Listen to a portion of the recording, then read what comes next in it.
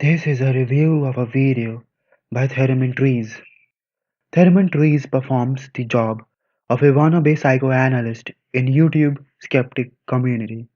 His job is to critique his opponents by attributing to them not merely moral negatives or intellectual inadequacy, but also intent. Aptly titled thus, this video of his is about ulterior motives. Strangely though, in order to appear more neutral and fight off all bad people, TheraminTrees exposes how shallow and motivated his philosophy is. TheraminTrees begins by showing a stupid congregation of psychologists, perhaps, who are intent on attributing motives to their clients, even for simple things, just because this is how they earn money, by proposing that which does not exist, for that makes their profession a lot easier. There is no responsibility to be held, and yet one can spin the web indefinitely to get paychecks till eternity. It is like the government creating a problem, then solving it and getting paid for it, or a tech scammer installing a virus in your computer and getting paid to clean it. Making this point about the stupidity of the people who assign motives to what may be a genuine reporting of facts or even misunderstandings, Theramin Trees then begins his second point: how religious people have ulterior motives. The course tutor asked us all to imagine our client had turned up late to therapy, claiming the trains were disrupted. She invited us to suggest other possible reasons for this lateness. One student suggested it could be an act of passive aggression. Maybe our client was angry with us. Another student suggested it might be a self-worth issue. Some clients don't feel they deserve to have any time spent on them. Someone else suggested the client might be scared of personal change and that their lateness could be an unconscious attempt to sabotage the therapy. These and other speculations about the client's ulterior motives all received an approving nod from the tutor. When the suggestions ran dry, I added what seemed an obvious final reason. Maybe the trains were disrupted, just like the client said. The tutor frowned and said, no. She said we always had to assume the client had some motive. I was mystified. I said, trains do get delayed. Cars do break down. Sometimes things happen outside of our control to make us late. But she dismissed the point and repeated that we always had to assume personal motives. I said, when we assume personal motives that might not exist, we risk attributing our clients with imaginary issues they don't possess. That's not assisting them. That's actively adding to their problems. The tutor suddenly threw her hands up and shouted, if I don't assume my clients have unconscious motives, I can't work with them. I said, of course she could still work with clients without making assumptions. I said she could just openly check out with them whether there might be other reasons behind their lateness.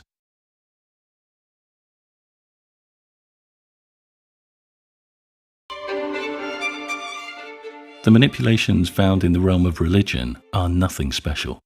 They're just more highly structured and cloaked in a sense of untouchability called holiness, which is itself a manipulation designed to silence dissent. They're also more magnified. The same religions that piously condemn gambling ask us to gamble our entire lives on their unsubstantiated accounts of the universe. This religious wager extracts immeasurably more from us than a flutter on the horses. TheraminTrees begins to charge religion of hypocrisy. His opening shot is about gambling. Interestingly, TheraminTrees does not himself take any position on gambling, for if he would accept that gambling is indeed risky and associated with a lot of psychological issues like gambler's fallacy and escalation of commitment, he would have to make a positive comment about religion. Instead of making such a positive comment about religions being right in condemning gambling or contesting and arguing that gambling is indeed okay, TheraminTrees goes on to point out how religions promote gambling themselves by asking people to gamble their whole lives on them based on unsubstantiated claims. In life, you are bound to come across many people who believe in things you may think are stupid and without evidence. Of course, the people who think that those things are true would think you are wrong for not believing in what they believe. And you can simply say to them, you are wrong or misinformed. But TheraminTrees assume something else too. If the religious preachers believed that their beliefs were unsubstantiated, and even then they were asking you to follow them, They would be like the casino owner, encouraging you to gamble knowing that you have low odds of winning. But religious preachers themselves claim otherwise. They think their religious beliefs are reasonable. Of course, they can be mistaken like any other human. But would that constitute as gambling? The narrative of TheraminTrees is interesting. Instead of staying in the realm of truth and falsity of an assertion about the existence of God and validity of religion, TheraminTrees goes on to attribute a wager kind of aspect to the religion. Trees does not just say that because he thinks a claim is false, it is wrong to believe in it. He goes further and calls it gambling. Why does he do so? Is every person who asks other people to believe in any view that Trees thinks is unsubstantiated a promoter of gambling? Let's watch the video further to understand what is going in Trees' mind. One of the biggest religious hustles is to persuade us there's something implicitly wrong with us.